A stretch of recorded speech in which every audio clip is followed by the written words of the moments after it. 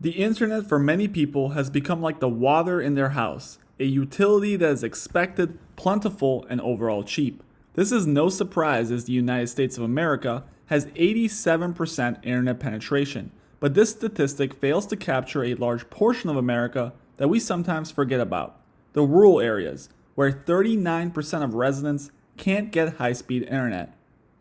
Over the entire world, this problem is especially prevalent in Africa and other developing regions such as the Middle East. Putting up long cable runs into regions can be incredibly expensive, and even setting up wireless systems is incredibly costly. A newer, cheaper solution could have the potential to change the way we access the internet, especially in those spotty areas that lack these resources. This is where SpaceX and Starlink come in. While there are other companies offering satellite internet services, Starlink looks to change the game by using thousands of low-orbit satellites that operate at a much lower height than competitors, lowering latency and improving download speeds. While they will be operating at lower altitudes, Starlink satellites will also be moving, creating a crazy web of orbits that simply look mathematically impossible to operate without colliding into one another. This market is wide open, and if SpaceX can capture just 10% of the worldwide rural customers, they can easily catapult the market cap of the company to be larger than Tesla. While a game changer, Starlink is often confused as a disruptor in the telecom space, but this could not be further from the truth, as Musk explains here. So it's not like, I want to be clear, it's not like Starlink is some huge threat to telcos. I want to be super clear, it is not. In fact, it will be helpful to telcos because Starlink will serve the hardest to serve customers that telcos otherwise have trouble doing with landlines or even with cell radio stations, with cell towers.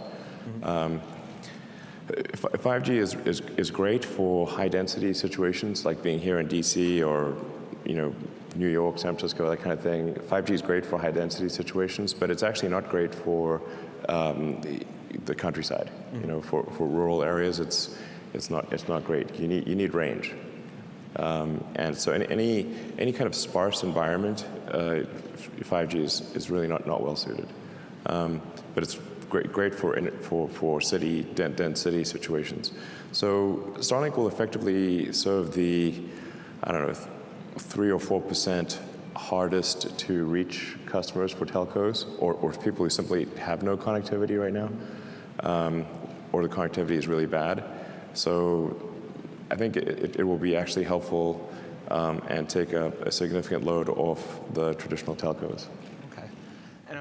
SpaceX estimates that the feat could cost the aerospace company $10 billion or more per year. This is quite a sum considering Starlink would have consistent partial coverage with 400 satellites and will be economically viable with 1,000.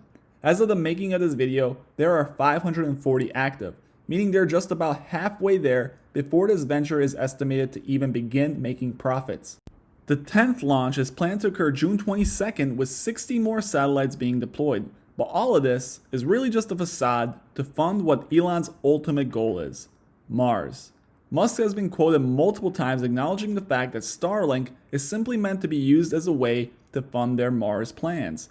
Whatever the case may be, Musk's plans are ambitious and are set to change the world. You can hear him speak about it some more in this video. We need to make the thing work. It's far from obvious that, it's real important to just set the stage here for LEO communications constellations.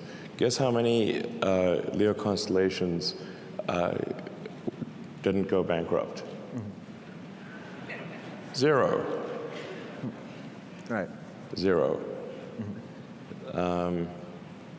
Iridium's doing okay now, but the Iridium 1 went bankrupt. Orbcom went bankrupt. Globalstar bankrupt. Teledesic bankrupt. Am I leaving anyone out? There's a bunch of others that didn't get very far that also went bankrupt. Anyway, they all went bankrupt. Bankrupt. Right. I'm not going to. That would be a big step. Other constellations? Well, you're launching other satellites. Oh yeah, sure, whatever. Yeah, no problem. Of course. Right. No problem. You want to launch constellation on SpaceX? Sounds good to me.